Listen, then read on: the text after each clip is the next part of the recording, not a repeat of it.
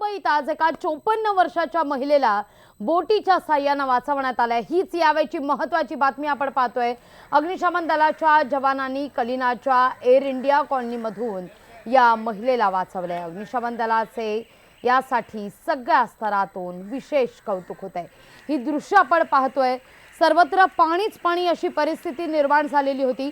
कलिना परिसरातली ही कॉलनी आहे आणि या ठिकाणी मोठ्या प्रमाणावर पाणी भरलेलं असताना बोटीच्या साह्याने 54 वर्षाच्या महिलेला वाचवण्यात आलेले।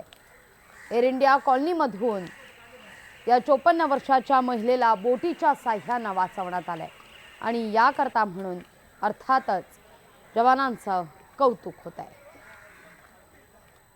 गेल्या 2-3 दिवसांपासून सातत्याने मुंबई आणि आसपासच्या उपनगरात मुसळधार पाऊस आहे। ही दृश्य आपण पाहतोय। अगदी बोटीच्या साह्याने 54 वर्षाच्या या महिलेला अग्निशमन दलाच्या जवानांनी वाचवलेलं आहे। जवळपास कमरेपर्यंतचं पाणी होतं आणि त्यानंतर मात्र या महिलेला बाहेर पडणं अवघड होत होतं।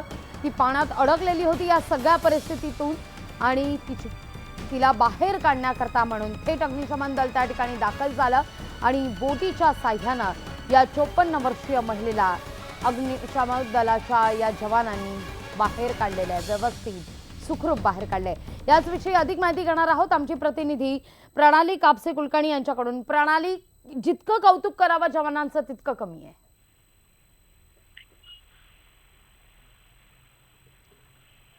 प्रणाली, माझा आवाज पोहोचतोय तुमच्यापर्यंत? हो, अगदी लावण्य ज्या पद्धतीनं आपण बघतोय की जवान जे आहे ते सोसायटीच्या मध्ये हे पूर्ण तळ साचलेलं होतं आणि या महिलेला अस्थमाची ती रुग्ण आहे आणि त्यामुळे एवढं पाणी बघून ती मुळात घाबरलेली होती। अशा अवस्थेमध्ये ती घराच्या बाहेर पडायला तयार नव्हती आणि त्यानंतर अग्निशमन दल जे आहे त्याचे जवान इथं दाखल झाले। मुळात 26 जुलैच्या पावसानंतर सगळे जे अग्निशमन केंद्र आहे या केंद्रावर अशा बोटी ज्या आहेत त्या ठेवल्या जातात। त्याचबरोबर अग्निशमन दलाचे जे कर्मचारी आहे त्यापैकी काही जणांना पोहण्याचं विशेष ट्रेनिंग असतं, जेणेकरून अशा सखल भागामध्ये जर पाणी साचलेलं असेल आणि त्या पाण्यातून पोहत जावं लागणार असेल अशा परिस्थितीमध्ये अग्निशमन दलाचे हे जे जवान आहेत हे जाऊन लोकांचे रेस्क्यू करत असतात। त्याचाच एक प्रकार आज आपण बघितलेला आहे। कलिना परिसरातली एअर इंडिया कॉलनी आहे आणि या एअर इंडिया कॉलनीमध्ये आज सकाळची ही दृश्य होती।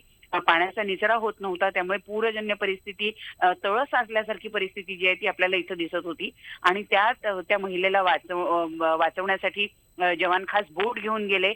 त्या बोटीवरही यायला त्या महिलेला भीती वाटत होती, परंतु सगळ्यांनी मिळून तिचं व्यवस्थित सांत्वन करून तिला व्यवस्थित समजून समज देऊन तिला व्यवस्थित बोटीमध्ये घेतलं आणि त्यानंतर तिला रेस्क्यू केलेलं आहे। त्यामुळे या जवानांचं करावं तेवढं खरंच कौतुक खूप आहे। निश्चित प्रणाली, सगळ्यात महत्त्वाचं म्हणजे केवळ या महिलेची सुटका करणं हे एकच आव्हान नव्हतं, तर मानसिक दृष्ट्या तिला पाठबळ देणं सुद्धा तितकंच महत्त्वाचं होतं आणि ते जवानांनी दिलं आणि तिची अगदी सुखरूप सुटका केल्याचं पाहायला मिळत आहे। धन्यवाद तुम्ही दिलेला एकूणाचा सविस्तर माहिती करता। पुढची सुद्धा महत्त्वाचीच बातमी आहे। मुंबईच्या सायन पूर्वेला गुरुकृपा हॉटेलला अक्षरशः तलावाचं रूप आलं होतं। SIES या महाविद्यालयाच्या बाहेर हे प्रसिद्ध हॉटेल आहे। खास करून इथले समोसे फार प्रसिद्ध आहे, पण सायन मध्ये इतकं पाणी साचलं होतं की हॉटेलच्या पायऱ्या सुद्धा पाण्याखाली गेल्याचं पाहायला मिळतंय। यावेळची महत्त्वाची बातमी आपण पाहतोय। गुरुकृपा हॉटेल अक्षरशः तलावातलं हॉटेल आहे का असा प्रश्न निर्माण पडावा असं चित्र या ठिकाणी पाहायला मिळतंय। सायन मध्ये सकल भागांमध्ये पाणी साचलेलं होतं। सकाळची ही दृश्य आम्ही तुम्हाला दाखवतोय। गुरुकृपा हॉटेल त्यामुळे पाणीच पाणी अशा परिस्थितीत होतं।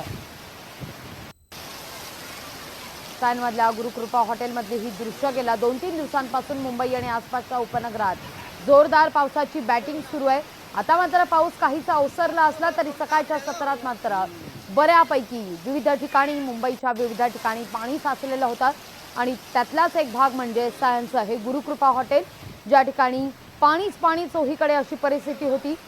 अनेक मुंबईतले खवय्ये या ठिकाणी विशेष भेट देत असतात समोसे खाण्याकरता, पण पाणी साचल्यामुळे मात्र अर्थातच हॉटेल मालकांचं नुकसान झालं।